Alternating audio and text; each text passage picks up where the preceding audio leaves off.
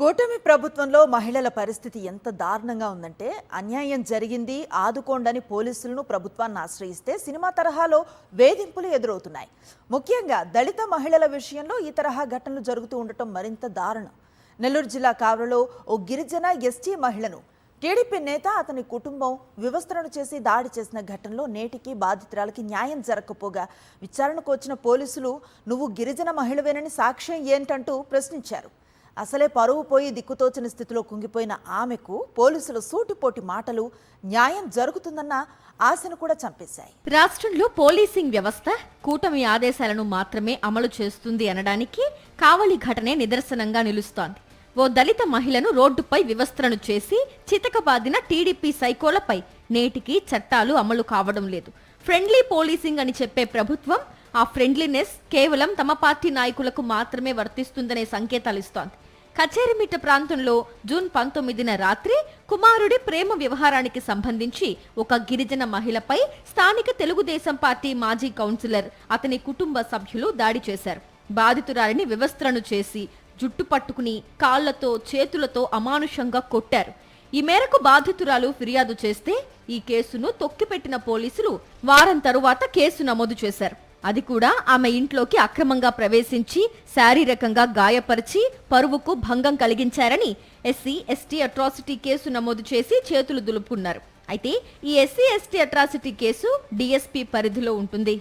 పిల్లలిద్దరూ ప్రేమించుకున్నారు సార్. మా అబ్బాయి వాళ్ళ అమ్మాయి ప్రేమించుకున్నారు.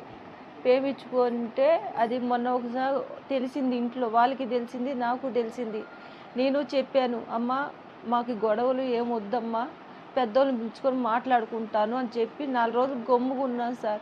పిల్లోడికి చెప్పుకుంటా ఉన్నాను. నైట్ 9 పైనే వచ్చి బయటికి రా అని చెప్పి ఇంకేం మాట్లాడలేదు సార్. జుట్టు పట్టుకొని లాగి రోడ్లో బట్టలన్నీ చింపేసి కొట్టారు సార్. మగోళ్ళు ఆడోళ్ళు కలుసుకొని గిరిజన మహిళలని బట్టలు ఊడదీసి లాగి రోడ్డు మీదకి తీసుకొచ్చి అందరి సందర్భంలో కొట్టడం ఎస్సీ ఎస్టీ అట్రాసిటీ కింద ప్రధానమైనటువంటి నేరం అవుతుంది. ఈ కేసును నీరుగార్చడానికి ఆయన కొడుకు మేనని మొత్తం సాయంత్రానికి తీసుకెళ్లి రాత్రంతా పోలీస్ స్టేషన్లో నిర్బంధించి ఆ అబ్బాయి మీద బైండ్ ఓవర్ కేసు పెట్టి తల్లిని కొడుకుని కూడా నానా రకాలు మాట్లాడి హింసించి ఇబ్బంది పెట్టి కాంప్రమైజ్ కావాలని ఆ అబ్బాయి మీద కూడా కేసు ఫైల్ చేయడం జరిగింది.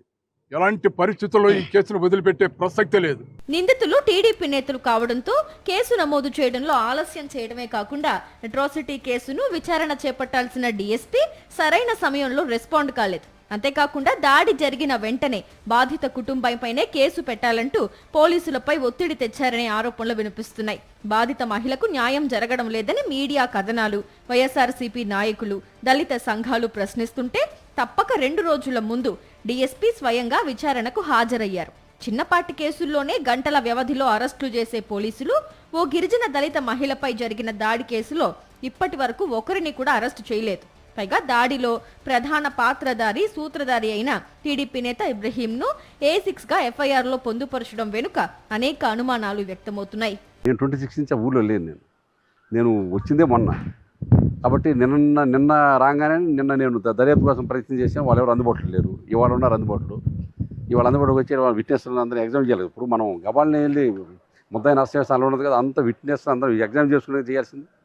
ఏ కేసు అయితే సరే ముందు ఇన్వెస్టిగేషన్ తర్వాతే అరెస్ట్ ఉండేది. ఇన్వెస్టిగేషన్ చేయకుండా అరెస్ట్ చేయరు కదా.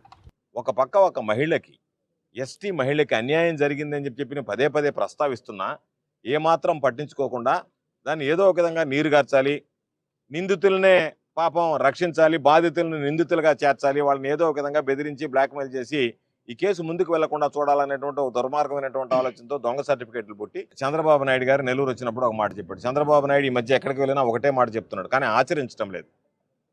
నిన్న కూడా చెప్పాడు, ఎవరన్నా మహిళల జోలికి వచ్చినా, మహిళల మీద చేయి వేసినా ఆ రోజు ఆఖరి రోజు అవుతుంది వాళ్ళకి అని చెప్పాడు.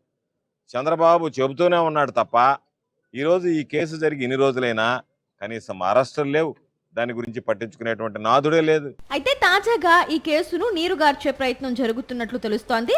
అట్రాసిటీ కేసు కింద సుదీర్ఘ విచారణ పేరుతో కాలయాపన చేసిన డీఎస్పీ రెవెన్యూ అధికారులను కోరడం విడ్డూరం.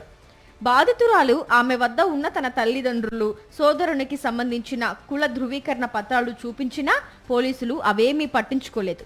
దీంతో తమకు పోలీసులు న్యాయం చేస్తారన్న నమ్మకం కూడా ఆ బాధిత కుటుంబానికి లేకుండా పోయింది.